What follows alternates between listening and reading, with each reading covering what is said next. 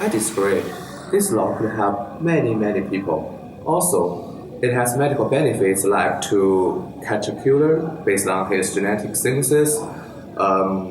Think how easily to identify a criminal just by his DNA.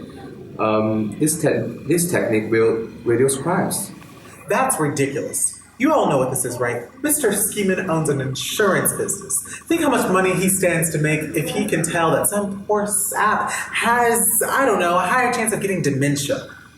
As many news sources have shared in the past few years, our country doesn't have many regulations against companies increasing premium rates on things like life or travel insurance based on genetic information. My party will make sure that this is a top priority if we are elected in the next cycle. Well, consider those experts of health information that could affect their coverage, such as high risk for terminal illness that has a strong link to genetic like Huntington's. Their decision to not disclose could lead to higher premiums across the board. And you, Mr. Redman, you are only opposing this because you want to have a higher chance to get elected. Excuse me, sir. Excuse me, Miss Stewart.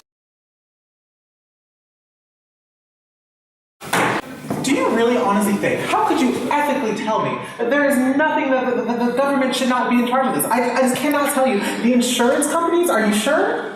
Your morals are just obviously...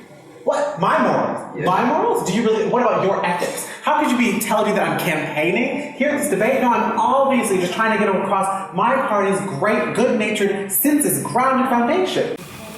Hey now, let's all calm down. I've got an interesting question. Let's say the registry does go online. Who would have access?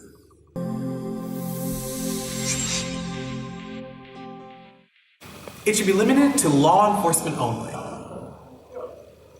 As early as 2004, research on the US has uncovered that commercial data brokers were packaging data for law enforcement. Having a centralized database that is publicly run will mitigate the need for these backdoor methods in Australia and lead to higher transparency. It will become easier to identify not only repeat offenders, but catch people early in their criminal career, perhaps preventing further crimes.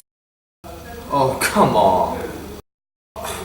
It is much easier to track a system that is primarily law enforcement.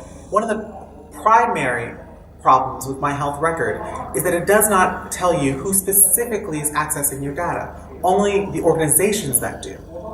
If we were able to make it a centralized database for law enforcement only, we could have a system sort of like subpoenas that could track exactly who is accessing it and for what reasons.